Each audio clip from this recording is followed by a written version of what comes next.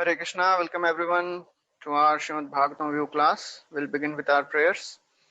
Om Jnanatimirandhasya Jnananjana Shalakaya Chakshurun Militam Yena Tasmai Shri Gurave Namaha Shri Chaitanya Manobhishtam Sthapitam Yena Bhutale Swayam Rupa Kadamahyam Dadati Swapadantikam Vandeham Shri Guru Shri Yuta Padakamalam Shri Gurun Vaishnavamsha Shri Rupam Sagrajatam Sahagana Raghunathanvitam Tam Sajivam Sadvaitam Savadhutam Parijana Sahitam Krishna Chaitanya Devam Shri Radha Krishna Padan Sahagana Lalita Shri Vishakhan Vitamsha He Krishna Karuna Sindhu Dinabandhu Jagatpate Gopesha Gopika Kanta Radha Kanta Namostute तप्त कांचन गौरांगी राधे वृंदावनेश्वरी वृषभानुसुते देवी प्रणमामि हरिप्रिये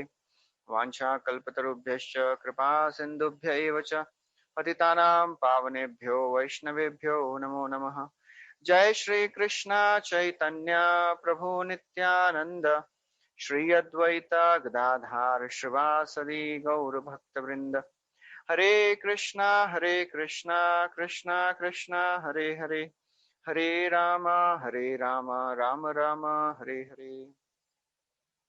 Hare Krishna, welcome everyone to our Srimad Bhagavatam View class. We are discussing from the 9th canto of Srimad Bhagavatam, and last time we saw the story of the how Pururava he was so much overwhelmed by the beauty of Urvashi that when Urvashi she left Pururava, he was wandering all over the world, and ultimately by the again he met Urvashi in Kurukshetra, and Urvashi told him that you worship Gandharvas, and by that you will attain me.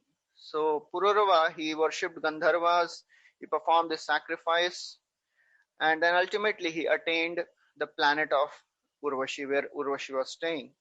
So after describing the story of Pururava, Shukdeva Goswami describes the dynasty of Pururava, how Pururava he begot 6 sons from Urvashi, and in the line of Pururava's sons, one of the descendants of Pururava is Parshuram. And the story of Parshuram is being discussed by Shukdev Goswami, that how Parshuram, he was the son of Jamadagni, and so once Jamadagni, once there was a famous king called Kartivirya Arjuna. He was roaming in the forest hunting.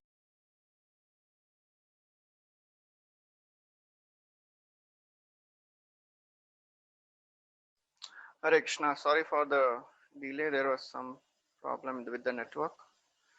So we are discussing how Jamadagni, once he was visited by Kartivirya Arjuna, and because Jamadagni had a Kamdhenu cow, he welcomed Kartivirya Arjuna and all the soldiers very nicely. As a result of that, Kartivirya Arjuna, he became very envious and he stole the Kamdhenu cow away. When Parshuram, he came to know, he attacked Kartivirya Arjuna and he killed him. And when he came back, Jamadagni, he instructed Parshuram. So that's all we discussed last time. We'll continue with the discussion of what happened further. So Parshuram, so this is the 16th chapter, which is entitled All Parshuram Destroys the World's Ruling Class. So when Jamadagni, he told his son Parshuram that you have committed a great sin by killing a king, because king is a representative of the Supreme Lord. So you go and you travel to all the holy places to purify yourself. So Parshuram, immediately he agreed, and he went to all the holy places, and for 1 year he was traveling, and then he returned to his father's place. One day, the wife of Jamadagni, Renuka, she went to Ganga to fetch water. There she saw that there was Chitraratha, Gandharva. He was sporting with Apsaras in the Ganga. when this Renuka, she saw Chitraratha, she developed a desire to see the colorful chariot of Chitraratha. She became so very absorbed that she did not realize that the time was passing. And then after some time, she realized that she had to go to ashram with water, but then she noted that the time of sacrifice had already passed. And so, fearing a curse from her husband, she immediately returned. Very silently, she entered the ashrama, kept the pot of water in front of her husband, and she stood there with folded hands. Jamadagni was a so very powerful sage. He immediately understood the adultery in the mind of Renuka, and he told his sons, kill this sinful woman. It was very, very strong advice, strong order. But the sons did not carry out the order of their father Jamadagni. Then Jamadagni, he turned to Parshuram. He ordered Parshuram that you kill your mother and your brothers also, because your brothers have disobeyed your father. You kill both of them. Parshuram, he knew the power of his father Jamadagni, and because Parshuram is Supreme Lord himself, is the incarnation of Lord Vasudev. He is omniscient. He knew the end result of all this pastime. He knew what will happen if he executed the order of Jamadagni. So Parshuram, he thought that if I refuse my father's order, I'll be cursed. And if I carry out my father's order, I'll be able to please him. And then I will revive my brothers and mother. I'll ask the benediction. So Chakravarti Thakur writes that Parshuram, because he knew the power of his father, and he himself is omniscient, therefore he immediately carried out the instruction of his father. He cut off the head of his mother and brothers. Jamadagni, he became very happy seeing the obedience of Parshuram, and he asked Parshuram that please take any benediction from me. Parshuram, he asked, let my mother and father live again, and they should not remember that I killed them. Jamadagni, when he heard, he became very happy. He revived Renuka and all her sons back to life, and they got up as if they were getting up from sleep. So Parshuram, he killed them, Prabhupada writes again, because he was fully aware of the power of his father. And Shukdev Goswami also writes that Parshuram, he knew the power, austerity, and learning of Jamadagni. So that's why he very easily he carried out without any hesitation. Prabhupada writes that Parshuram, he also was infected with sin because he killed Kartivirya Arjuna. Although the action of Kartivirya Arjuna, it was not so much offensive. He just stole the cow of Jamadagni. But as a result, Parshuram killed Kartivirya Arjuna. So therefore, Parshuram had to go through all this.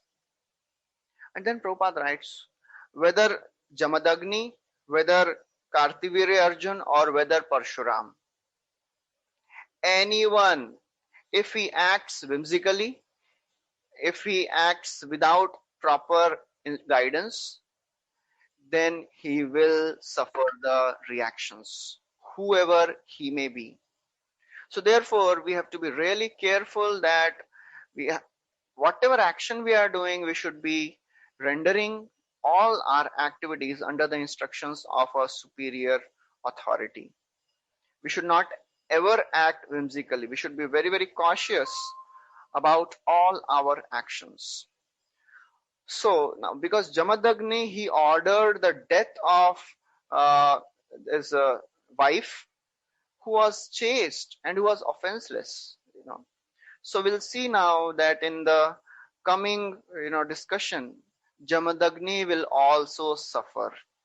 Renuka, she was the pinnacle of devotion. She was a very chaste, offenseless wife. And because Jamadagni, he told Parshuram to kill her, he was he will also suffer. Actually, he will also be killed by the sons of Kartivirya Arjuna.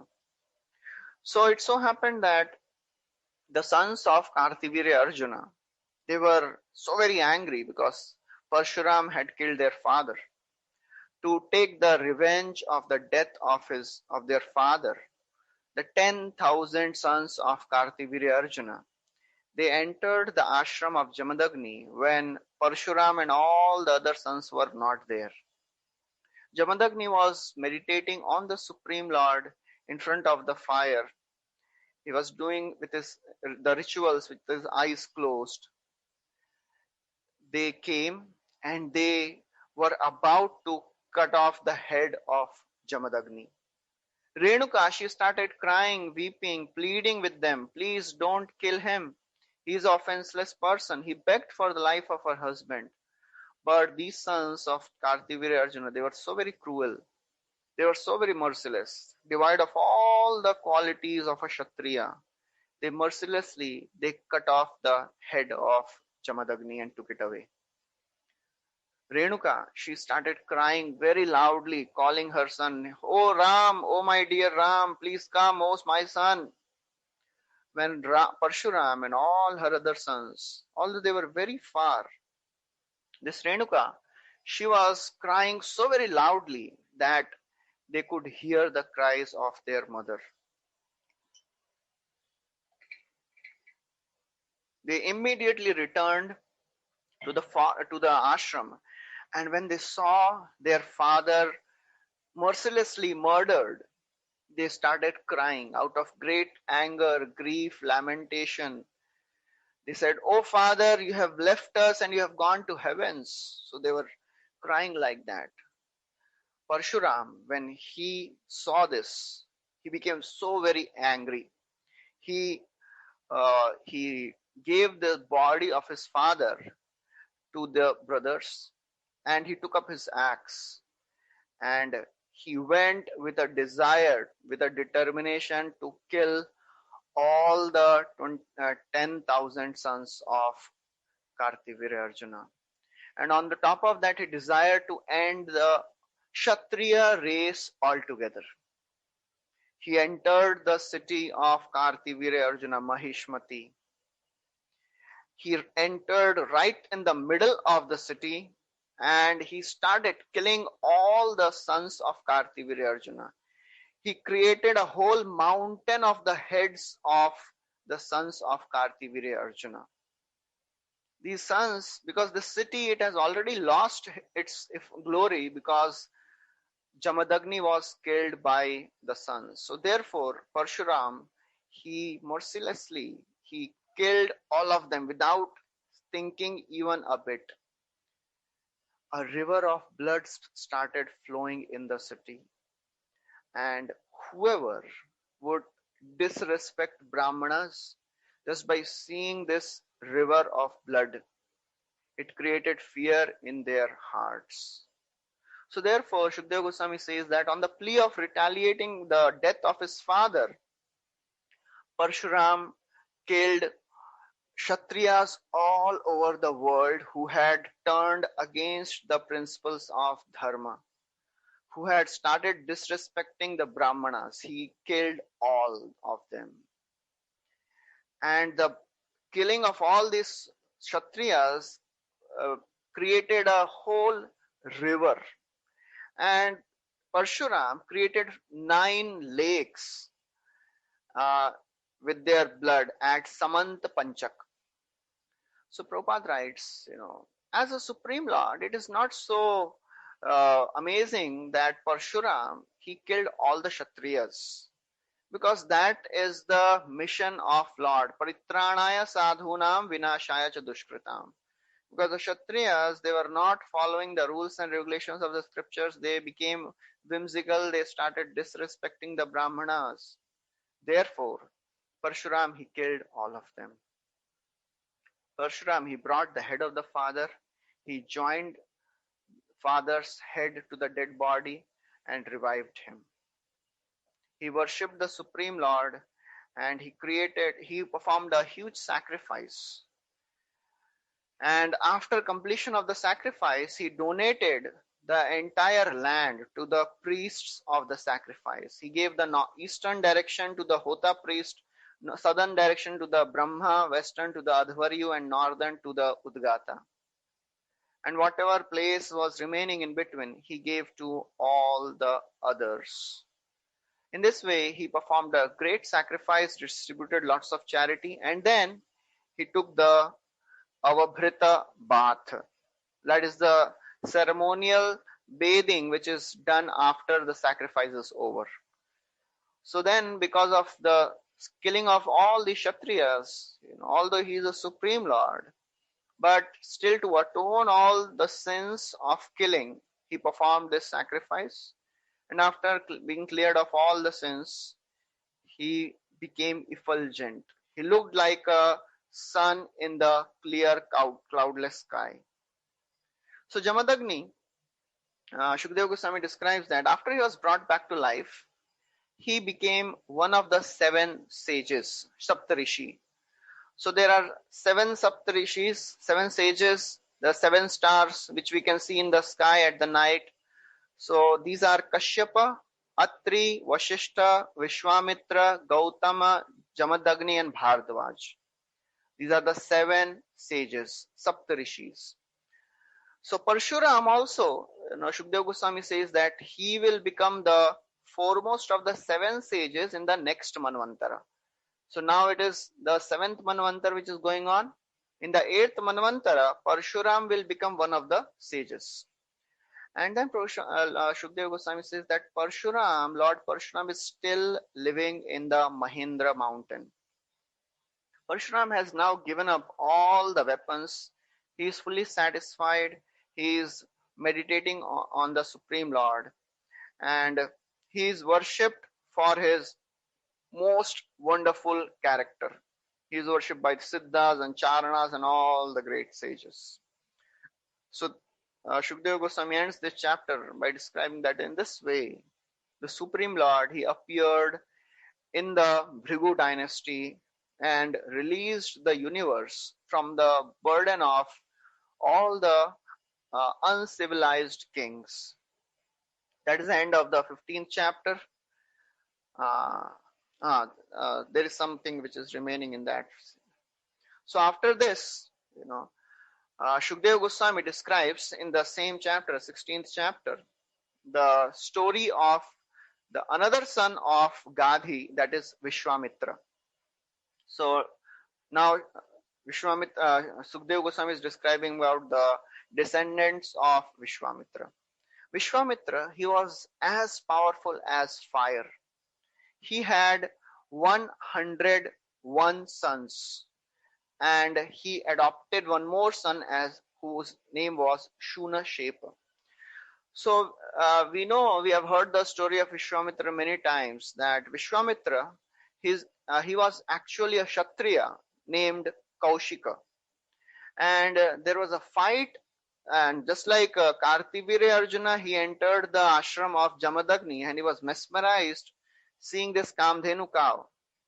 This Kaushika, he also was once roaming around with all his soldiers. He entered the ashram of Vasishtha Muni.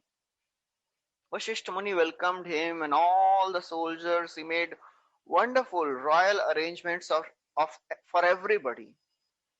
He fed them with luxurious, very delicious dishes. He gave them luxurious places to stay. Kaushika, he was surprised. How come a sage in the middle of the forest is arranging all these facilities? Then he found out that Vasishtha also had a Kamdhenu cow. Kaushika, he wanted to have that cow. He said, whatever best is there in the city belongs to the king. He tried to forcibly capture this cow. This cow looked at Vasishtha. Vasishtha was powerful enough to counteract this action of Kaushika. But he did not do so, because that is not the job of a Brahmana. He told this Surbhi cow, Kamdhenu cow, you take care of yourself. And Kamdhenu cow, she started producing so many soldiers. These soldiers destroyed all the soldiers of Kaushika. Kaushika, he became so very angry. He took his weapon and he started chasing towards Vashishta. Vashishta, with his Brahma Tejas, he destroyed whatever weapons Kaushika was throwing. Ultimately, Kaushika, he performed a great tapasya because he understood that Brahma Tejas is higher than Kshatriya Teja. So therefore, after doing tapasya for a long, long time, he achieved the position of Brahma Rishi. So Prabhupada writes that, one's varna does not depend on the birth. One's varna depends on guna and karma. So this this Vishwamitra attained the position of Brahma Rishi. So Vishwamitra, he had 101 sons, and the middle of the sons was called as, his name was Madhuchanda. So 50 sons were elder to him and 50 were younger to him. So this Madhuchanda, he was a very celebrated personality. So therefore, in relation to him, all the sons of Vishwamitra, they were called as Madhuchandas. Apart from that, Vishwamitra accepted one more son, Shuna Shefa. This one personality he accepted as his son. And he ordered his 101 sons that you accept this Shuna Shefa as your eldest brother. So then Shukdev Goswami describes the story of Shuna Shefa. So you have heard about this Shuna Shefa earlier also. In the previous chapter, in the earlier chapters, I think in the 7th chapter, we have heard the story that when this Ajigartha, this Harishchandra, when he was about to, he had to offer his son Rohit in sacrifice, because Harishchandra was so much attached to Rohita. Harishchandra, he borrowed Shuna Shefa from Ajigartha. So this Shuna Shefa was the son of Ajigartha. Ajigartha, he had many sons. He was more affectionate to his eldest and the youngest son. He had 3 sons. So he gave this middle son Shuna Shefa, he sold him. And that was Shuna Shefa. So this Shuna Shefa, he was a very, very devoted and spiritually powerful personality. He pleased the Devatas. And he requested that, please, I don't want to get sacrificed in this whatever sacrifice is going on. He did tapasya, he pleased the Devatas. And Devatas, out of their mercy, they freed him from this sacrifice. So therefore, this Shuna Shefa was also celebrated as Devarata. Devarata means one who was protected by Devatas. Just like Vishnurata, Tasman Namna Vishnurata iti loke bhavishyati na sandeho naha mahabaho mahabhagavato mahan.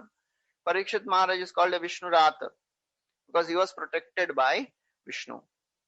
So this Shuna Shefa is celebrated as Devarata because he was protected by the Devatas. So Vishwamitra, when he told this 101 sons that you accept this Shuna Shefa as your eldest brother and follow his orders. The elder 50, the Madhuchandas, they did not agree to this request. They said, we will not accept it. Accept him as our brother. Vishwamitra, he became angry. He cursed these 50 sons. They said, he cursed them that may you all become malechas. And then the younger 50s, they very happily, they accepted the sons, this Shuna Shefa as their eldest brother. Vishwamitra, he became very happy. He gave them blessings that may you also have very nice qualified sons. So that is the whole story of Vishwamitra, the descendants of Gadhi. And then after that, Shukdeva Goswami describes the dynasty of the sons of Pururava. So we have discussed earlier that Pururava, he had 6 sons. Out of those 6 sons, the dynasty of 5 sons were described. So the 6 sons were Ayu, Shatayu, Shrutayu, Raya, Vijay, and Jaya. So Shukdeva Goswami has already described the dynasty of the other 5 sons, and now he describes the dynasty of the eldest son, that is Ayu. So he says Ayu, he had 5 sons, Nahusha, Shatravardhana, Raji, Rabh, and his name was Anena, Shatravriddha and Anena. So about this Nahusha, Shukdeva Goswami will describe in the next chapter in great detail. Then he says that in the dynasty of Nahusha, there was one person called Dhanvantari. So he is also an incarnation of Lord Vasudeva, who is the propounder of medical science, but he is not the same as the one who appeared in Samudra Manthana. Another person in the dynasty is Dyuman. So this Dyuman is also called by the name Pratardana, Shatrujit, Vatsa, Ritadhwaja, and Kovalayashva. And then there was one other personality called Alarka. So Alarka, he ruled the earth for 60,000 years. And then in short, Shukdeva Goswami describes the story of one of the sons, Raji. So this Raji, on the request of the Devatas, he killed the demons. He was a very powerful Kshatriya, so he helped the demigods and destroyed all the demons. And he gave the heaven to Indra. But Indra, because he was fearing that these demons will attack again, so he told Raji that you only rule the kingdom. So this Raji, he was ruling the kingdom, and then after Raji died, Indra, he went to the sons of Raji and he told them that you please return the kingdom to me. But the sons of Raji, they said, no, this heaven belonged to our father. So according to the tradition, we are the sons, so we are the proprietors of the whole heaven. So they refused. So then Indra, he became very angry. So he went to Brihaspati, and he offered oblations in the sacrificial fire, and he made some arrangements so that all these sons, they fell from the religious principles. And then ultimately Indra, he acquired the heavens again. So that was the whole story of the sons of Ayu. That is the 17th chapter. So then in the 18th chapter, which is entitled as King Yayati regains his youth. So very interesting chapter starts now. In the 17th chapter, Shukdeva Goswami described about the 4 sons, Shatravriddha, Raji, Rabh, and Anena. So now in the 18th chapter, he describes the story of Nahusha. So Shukdeva Goswami says that Nahusha, he had 6 sons, Yati, Yayati, Sanyati, Ayati, Vyati, and Kriti. Yati, he was the eldest son of Nahusha. He was a very, very elevated personality. He was very advanced in spiritual knowledge, and he considered that this, all these kingly duties and this kingdom, it is an obstacle in the path of self-realization. So he did not accept the kingdom. He took sannyas. He went to the forest. So Prabhupada writes, that's how spiritually advanced people, they are not interested in any material opulence. So therefore, the great personalities who are great devotees of the Lord, they accept only the bare necessities of life.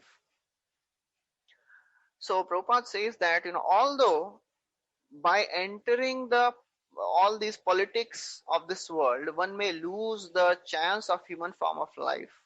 What is the chance of human form of life? What is the opportunity one gets? One can attain perfection. One can go back home, back to Godhead.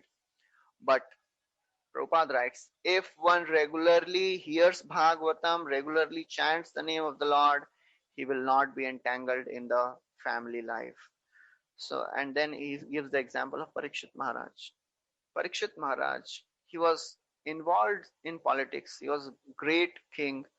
He was such a powerful king that he could stop even the influence of Kali. That's how powerful he was.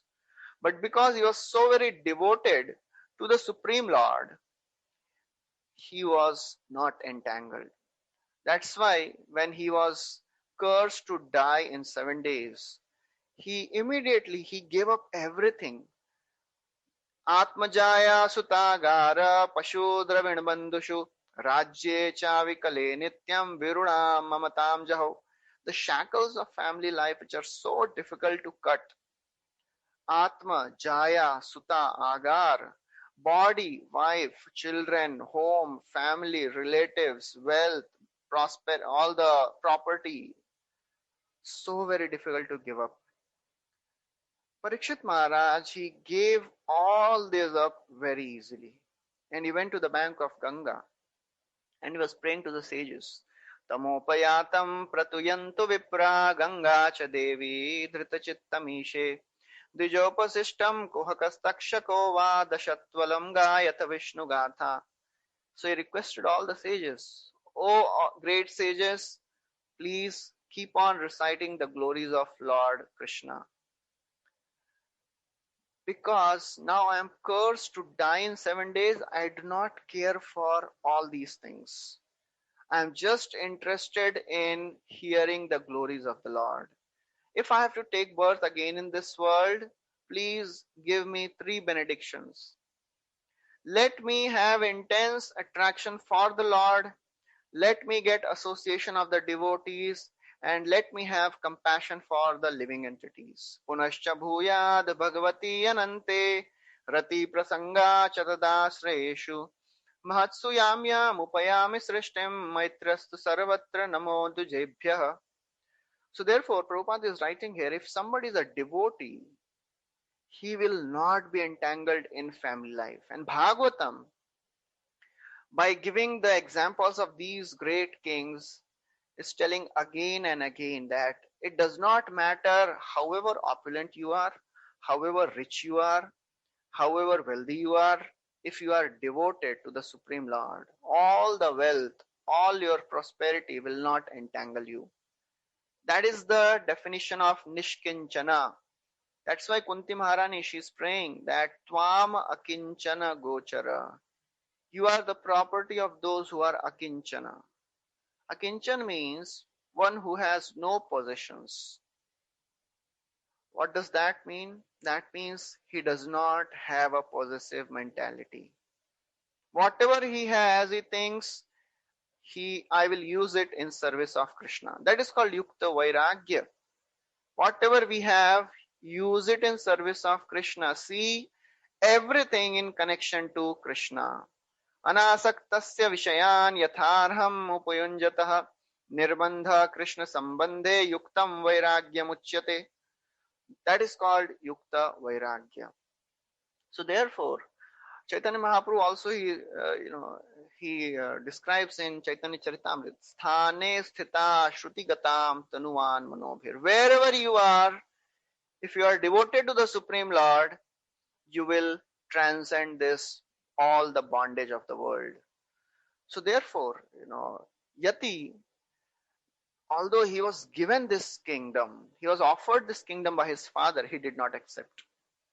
Then Yayati, because Yati was the eldest, he went to the forest. So Yayati, he became the king.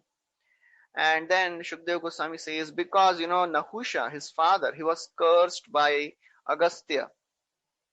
He became a python because he offended the wife of Indra, Shachi.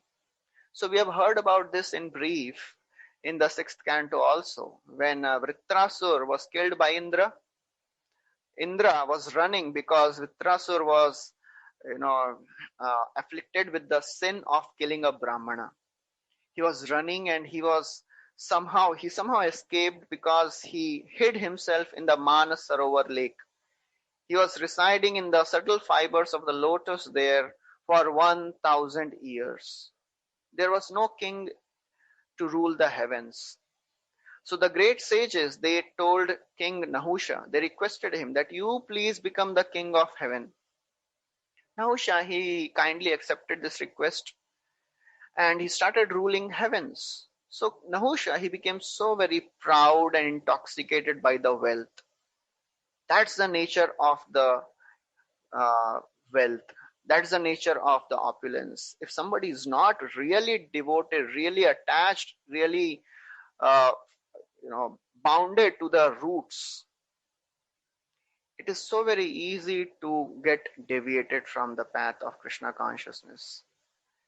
If we are not regularly associating with devotees, if we are not regularly doing our sadhana, our swadhyay, uh, it is so very easy to get distracted from the path of Krishna consciousness.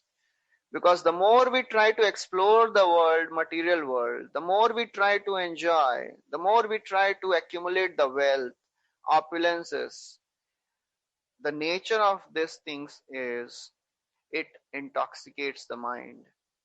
Nahusha, although he was such a great personality, such a great king, because he was given the position of heaven, the king of heaven, he became proud and intoxicated. He started thinking that, I am the king of heaven, so whatever is in the heaven belongs to me. I am Indra, so the wife of Indra also belongs to me.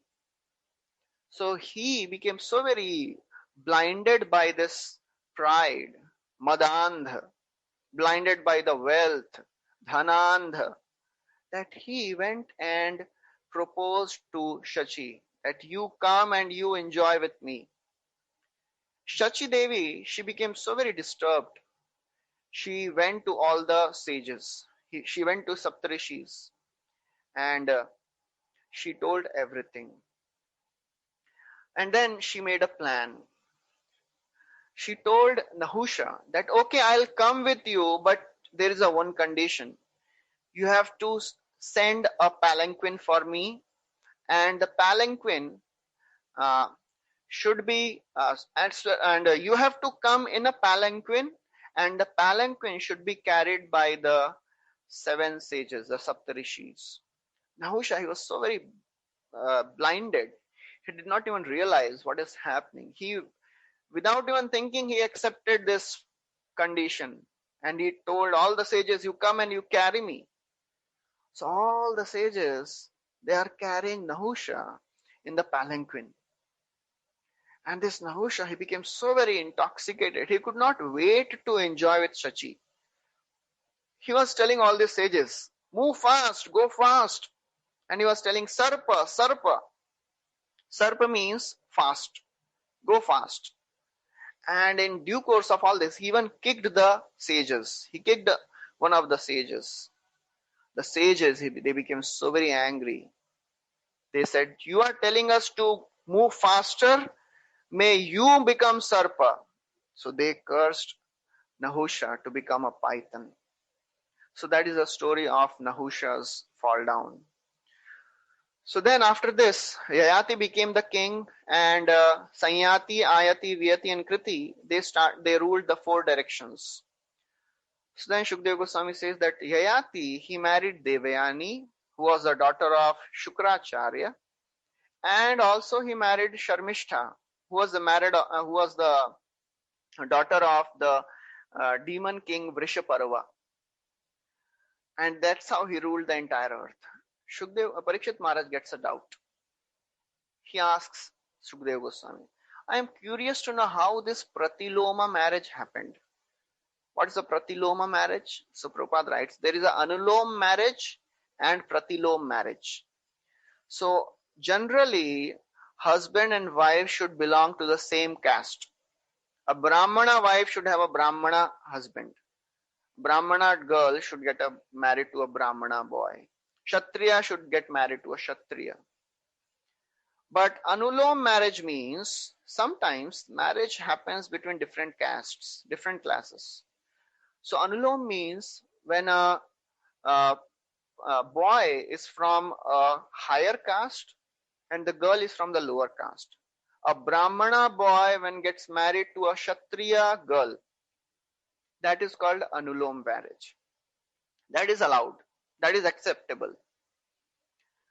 But a Kshatriya boy should not get married to a Brahmana girl because Brahmanas, they are higher in the category. That is called Pratilom marriage, which is not so much accepted. So Parikshit Maharaj, he got a doubt that how come Yayati, who is a Brahmana, why he got married to Devyani, who is a daughter of Shukracharya Brahmana? She is a Brahmani. So then Shukracharya tells the story of the marriage of Devyani and Yayati. So he tells that, once Sharmishtha, who was very innocent by nature, but she was angry. Once Sharmishtha and Devyani, they were walking with all their friends in the palace garden. This palace garden was full of wonderful trees, flowering plants, birds chirping, bumblebees. It was a very beautiful garden. So all these ladies, all these girls, they reached a place where there was a very beautiful pond. And there they took out their clothes, kept on the bank, and they began sporting in the river, throwing water on each other. As they were absorbed in all this fun, the girls, they suddenly saw Lord Shiva, passing by with Mother Parvati, sitting on the Nandi bull. As soon as they saw, they became very much ashamed because they were naked. So they came out of the water, they started dressing themselves, and they became very ashamed. Devyani, in all this rush, Sharmishtha, because all these girls, they immediately came out. Sharmishtha, unknowingly, she put the dress of Devyani. Devyani, when she came to know this, when she saw that Sharmishtha is wearing my dress, she became very angry and she spoke very harsh words. He started rebuking Sharmishtha. Oh, just see the actions of this maid servant Sharmishtha. She's saying that, she is she is the daughter of the disciple of my father. Just see the impudence of this lady, disregarding all the etiquettes. She has put on my dress. It's just like the dog snatches away the ghee which is supposed to be offered in sacrifice. Then she says, the Brahmanas, they have created this universe by their sacrifice. They are so very dear to Supreme Lord. And actually, they are so very devoted to the Lord that Lord is there in the heart of the Brahmanas. The Brahmanas, they show the path of good fortune to everyone. They are worshipable even by demigods. And on top of that, we are coming from the respectable family of Bhrigu dynasty. We are all the more worshipable, and just see the impudence of this girl. She has put on my dress. Her demon father is so very, subordinate to my father, but still she is so very impudent. Sharmishta, when she heard all this angry, very sharp, cruel words from Devyani, she became angry and she started chastising Devyani. She was breathing like a serpent and she was biting her lips out of anger. She started telling very, angrily. She said, "You beggar, you boast that without knowing your position, you are boasting about yourself. Just like he says, she says, just like crows, they come and they are dependent on the mercy of the persons who are giving them food. You Brahmanas, you stand in front of our doors in expectation of some remuneration. You are dependent on us, and just see the impudence, just see how you are criticizing us." she also retaliated. And then Sharmishta, because she was by nature she would become angry very fast. Out of her anger, she threw the cloths of Devyani, and she threw Devyani in a well, and she went away. Now Devyani was there lying in this well, waiting for somebody to come. Yayati, he was hunting in the same forest by the will of the providence. Somehow he was also there in the same forest hunting. And by the will of the Lord, he came to the same well to drink water.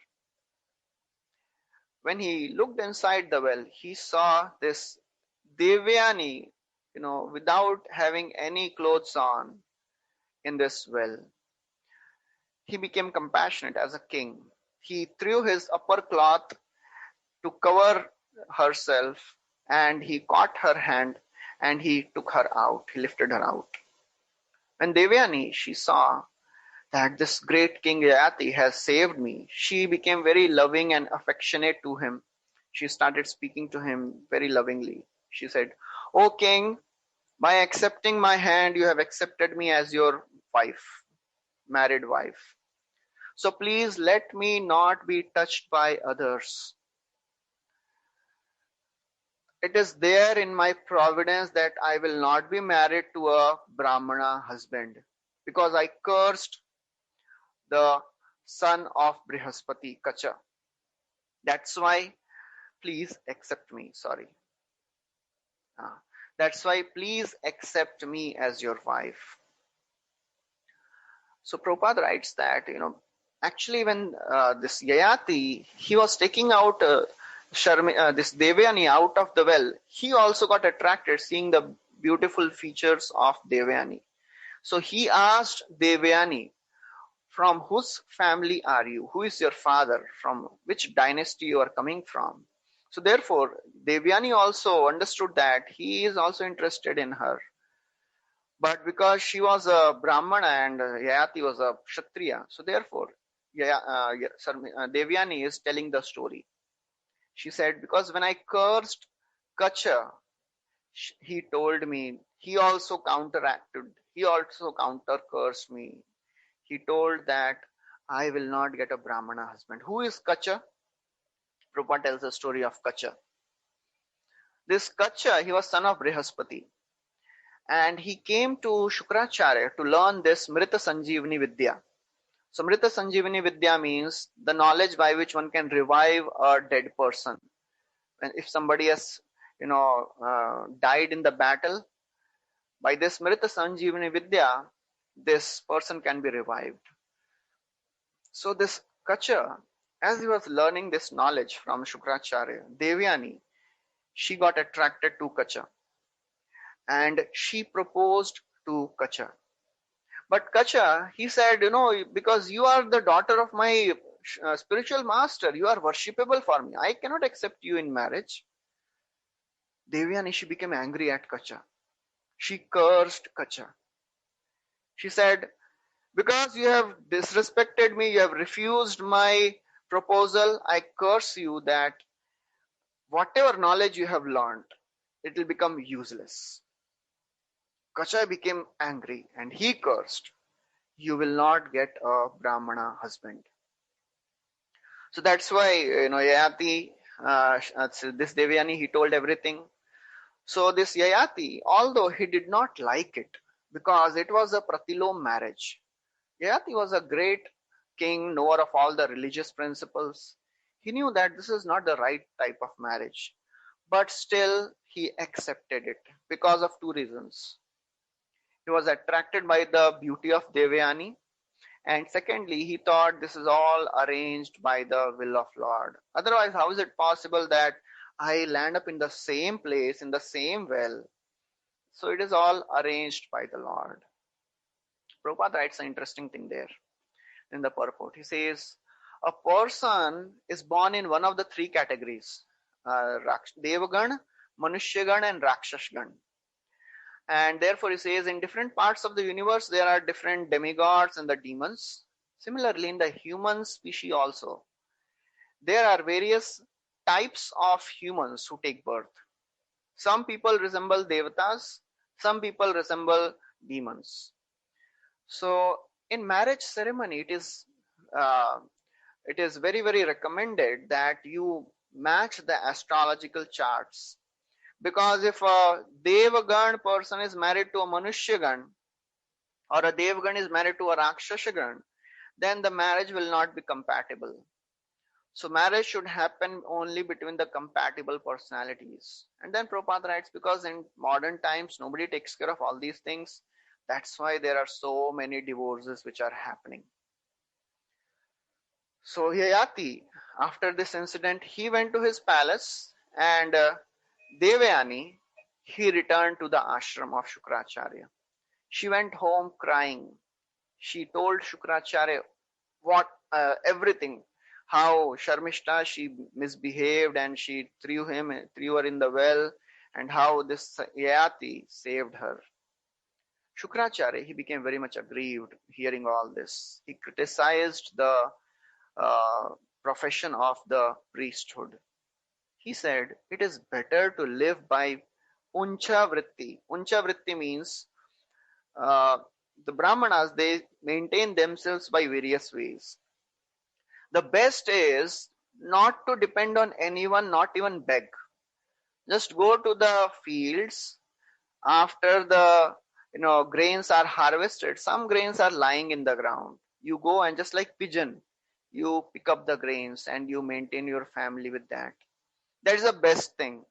You are not dependent on anyone's mercy. But if somebody cannot do it, then he can beg also. So Shukracharya, he says, he was condemning this profession of priesthood, and he was so very aggrieved. So he left his home with his daughter and he went to the king Vrishaparva. He wanted to settle the whatever was happening. So Prabhupada writes there that actually the Shukracharya, he knew that I am not supposed to enter into all this business. This is all childish fight which is happening between my daughter and Sharmishta. But because he was obliged due to affection for her daughter, that's why he went to the king Vrishaparva. So he went to Vrishaparva, and Vrishaparva, he understood whatever was happening. He understood that Shukracharya was very angry, and he's coming in a very angry and bad mood, and he may curse Vrishaparva. So on his own, he went out and fell at the feet of Shukracharya on the street. In the middle of the street, he fell down at his feet, and he begged for forgiveness. He pacified Shukracharya. Shukracharya, he was pacified. He was calm, and he told that please do the needful. Please pacify my daughter. Whatever she wants, you have to give her. Vrishaparva, he understood that if I don't follow the words of Shukracharya, what he'll do? He will leave us. He will go to the Devatas and he will make Devatas victorious. So therefore, this Vrishaparva, he agreed to whatever proposal of Shukracharya was. So, and then Vrishaparva said, okay, I am ready. So Vrishaparva, interestingly, because Shukracharya was there with Devayani, Vrishaparva fell at the feet of Devayani also begging for forgiveness. And he was waiting for the words of Devayani, because Shukracharya, he had already spoken, Vrishaparva agreed, but he was waiting for the words of Devayani. Devayani said, whenever I marry, Sarmishtha should go with me as my slave, along with all her friends. Vrishaparva, he agreed. He knew that if I don't agree, Shukracharya will not help us. And that's how Sarmishtha, she served as a slave of Devayani along with all her thousands of friends. In this way, Yayati, he was married to Devayani, and Sarmishta became the slave of Devayani. Shukracharya, he told one more thing to Yayati. Never allow Sarmishta to lie down with you. Don't beget children with Sarmishta, from Sarmishta. So eventually, Devayani had a son, and when Sarmishta came to know this, she also desired to have a son. So once she approached Yayati in a secluded place, and she expressed her desire that I also want son.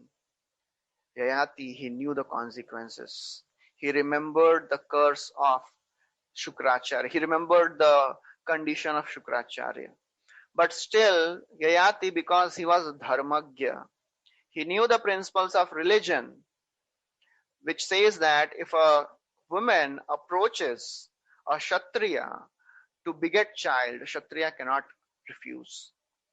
We have discussed in the first canto also, when Arjuna, he was returning back from Dwarka to Hastinapur, and Yudhishthir Maharaj, when he saw the sad, morose face of Arjuna, one of the reasons Yudhishthir Maharaj tells is it that uh, you have not accepted a deserving women? That's why you are so very sad. So yeah, he knew all this.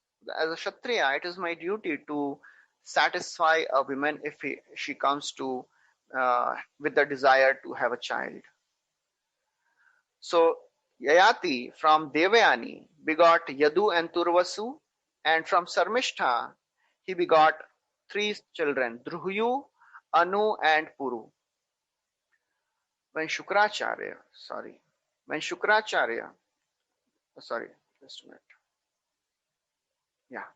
So when Shukracharya, he came to know this, actually what happened is, Devayani, he came to know from some Brahmana that Yayati has united with Sharmishta.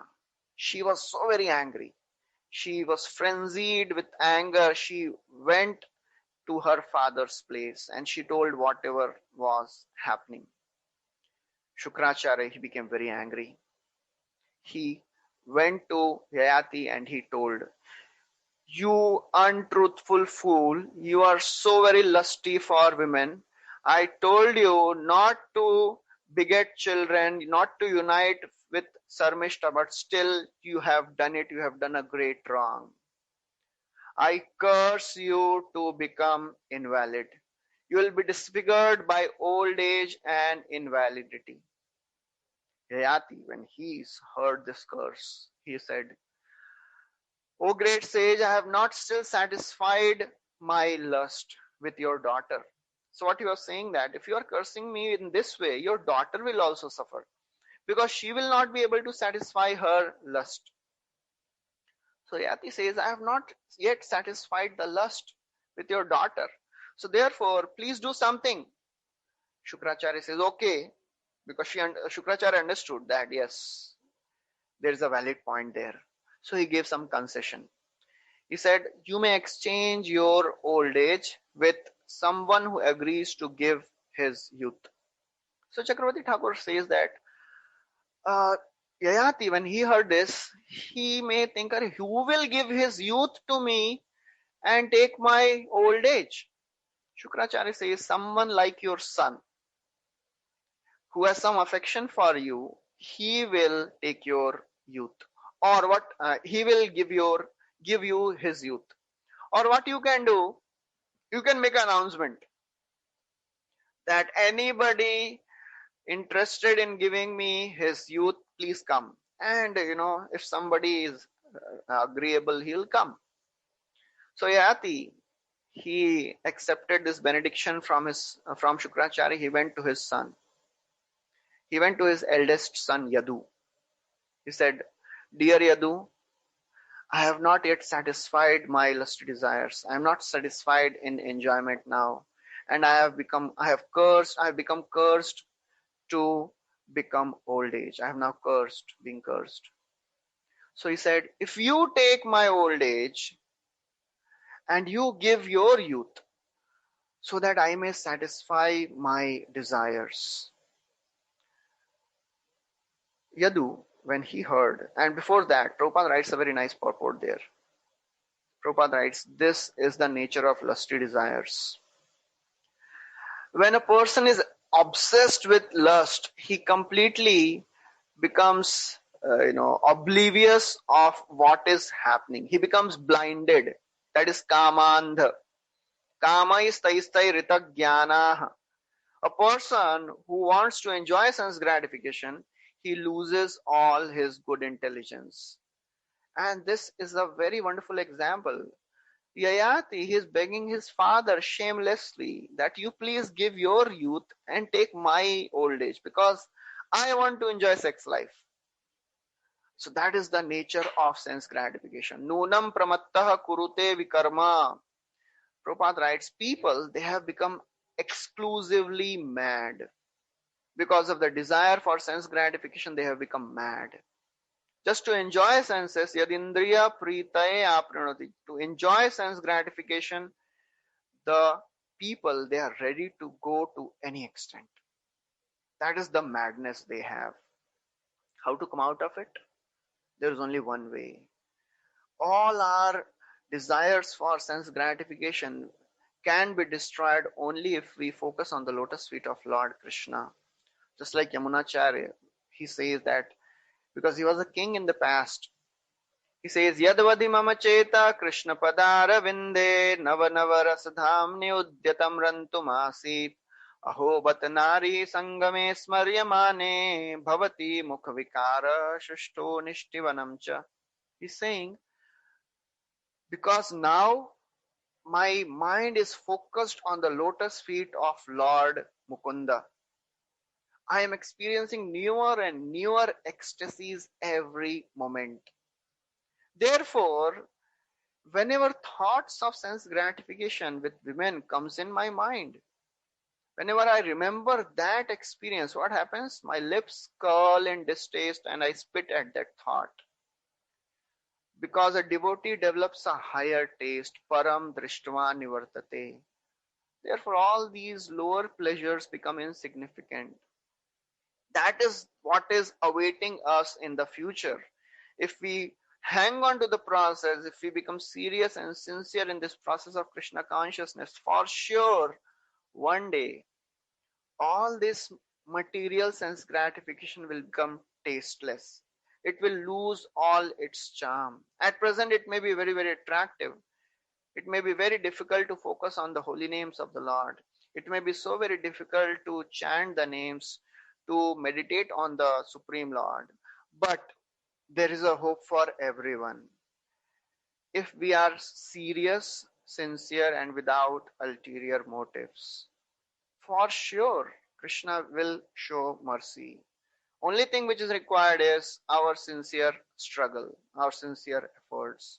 So therefore, Prabhupada writes that as long as one has desire for sex life, as long as one has desire for sense gratification, one must transmigrate from one body to another. Yadu, he says, I do not welcome your old age. I do not want your old age. I want to, enjoy material pleasures. Because unless one enjoys material pleasure, one cannot attain renunciation. That renunciation which is very conducive for devotional service. So actually what Yadu is saying, I cannot accept your old age in the midst of youth. Why, Because I want to become detached from material enjoyment. And how that detachment will come? By enjoying sense gratification in the youth. So therefore, if somebody prematurely renounces this world, he becomes a mithyachari. So Yadu is saying, I do not want to prematurely renounce this material enjoyment because I want to become detached ultimately. I want to practice devotional service. I want to destroy all my desires for material enjoyment by enjoying. As Narsimhadev, he told, Bhogena pulyam kushalena papam. You destroy your pious credits by enjoying. So therefore, Yadu, he says, though I know that You will uh, accept your old age again after some time, and you'll give me back my youth. But I don't want to prolong this business. I want to develop detachment as soon as possible. Therefore, I cannot help. Though you are my father, I cannot fulfill your order.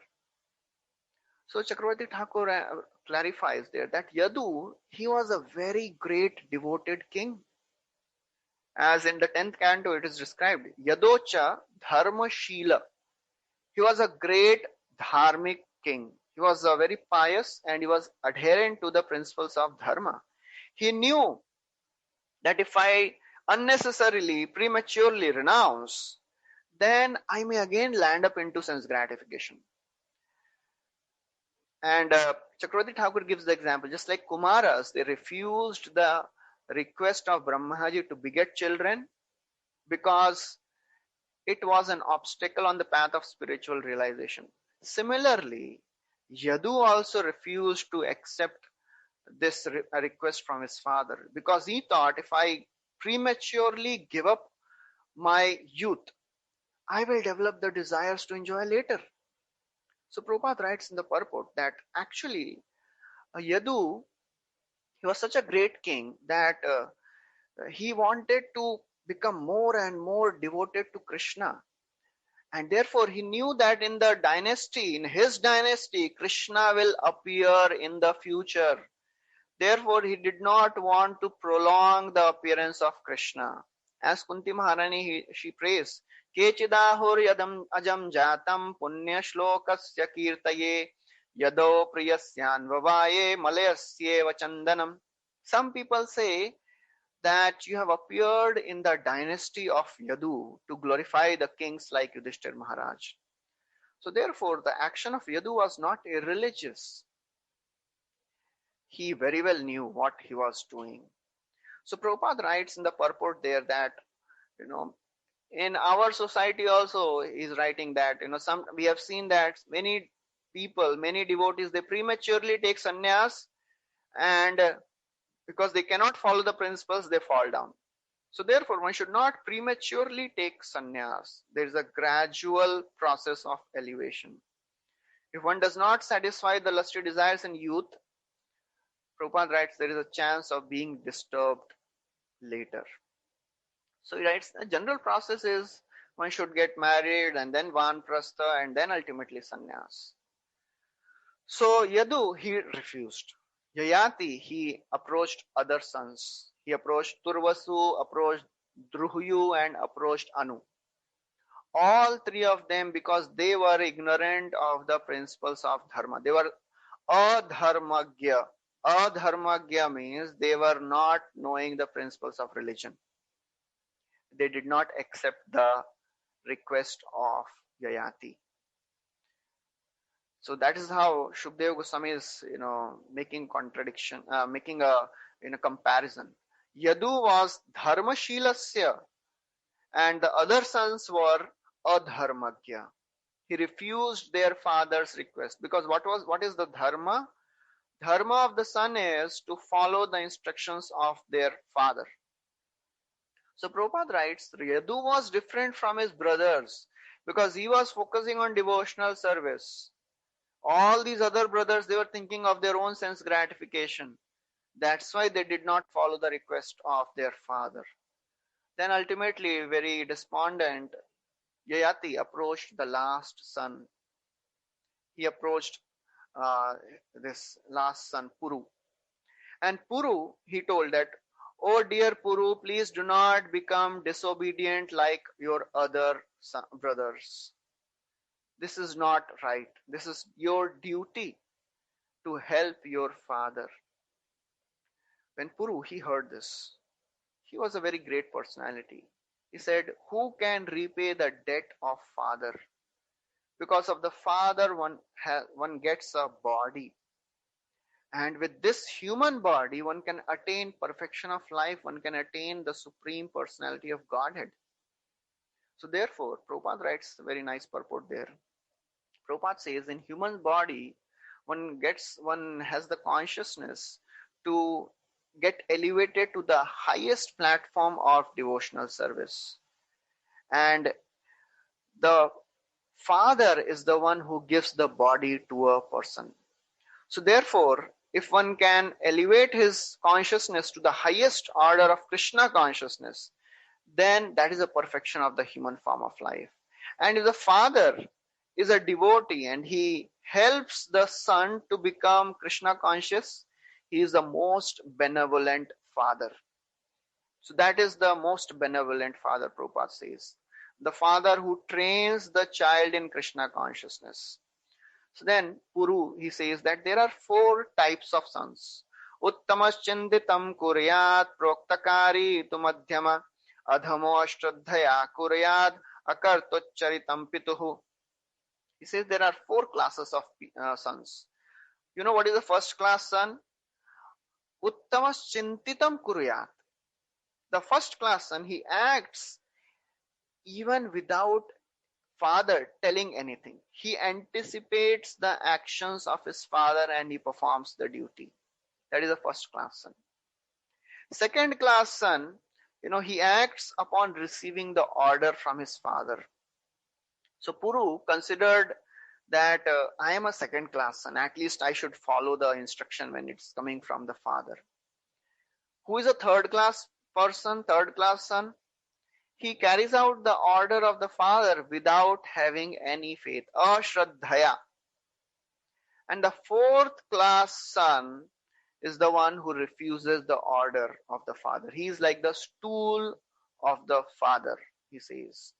So Prabhupada writes in the purport that Putra and Mutra, they both come from the same place. Son and urine, they both come from the genitals. But if the son is a devoted personality, if son is a great scholar, he is a putra. Otherwise, if son is a fool, non-devotee, then he is like mutra only. So therefore, Puru, he very happily accepted the old age from Yayati and he gave the youth to his father. King Yayati, after getting the youth from his son, he ruled the 7 islands of Bharatvarsha. And he maintained the citizens of Bharatvarsha just like his own children. So we have heard in the 5th canto that, in the Bharatvarsha, there is a Bhumandal, there is the southernmost part is Bharatvarsha. In Bharatvarsha, there are 9 islands. So this Yati was the ruler of the 7 of the 9 islands. And it is described that which are the 9 islands of Bharatvarsha. Indradvipa, Kasheru, Tamravarna, Nagadvipa, Saumya, Gandharva, Varuna and Navadvipa. These are the 9 islands of Bharatvarsha. So Shukdev Goswami says that, because Yayati, he got the youth, he was enjoying with Devayani. And Devayani, she gave greatest bliss to Yayati in the secluded places. Yayati performed great sacrifices to please the Lord. He was such a great devoted king. And therefore, to please the Lord, who is the reservoir of all the devatas, Sarva Devamayam, and who is the object of all the Vedas, who is Vedamayam. That Supreme Lord is the creator of the entire universe. He maintains it, and by his own will, he destroys it. Yayati, externally, although he was so very absorbed in sense gratification, but in the heart, he was always longing to develop devotion to the Supreme Lord. That's why we hear, in the 2nd canto, when Brahmaji is telling to Narada, who can understand the Supreme Lord? Only the devotees can understand. Nobody can understand the Supreme Lord. And he lists down the various personalities who are pure devotees. In that list, Yayati is also there. So we should not take these, circumstances, these instances which are coming in Bhagavatam and judge the great personalities. Just see how Yayati is so very attached to enjoying. For sure, after enjoying, as Shukdev Goswami says that externally, although he was fond of sense enjoyment, but internally he was meditating on becoming the eternal servant of the Lord. Although Yayati was the king and he had unlimited facilities to enjoy. He enjoyed in this way for 1,000 years, but still he was not satisfied. So Prabhupada writes that indriyas, the senses, they are called kada indriya. Kada indriya means they are impure. The senses are impure when they are used for material enjoyment, and the senses become pure when they are used in service of the Lord. So therefore, this Yayati, although he enjoyed for a long, long time, but still he was dissatisfied. So that is the end of the 18th chapter. What happened further to Yayati, we'll see tomorrow. Thank you very much. We'll stop here. Srila Prabhupada ki jai, Granthra Srimad Bhagavatam ki jai. Anybody has any questions, you can please ask.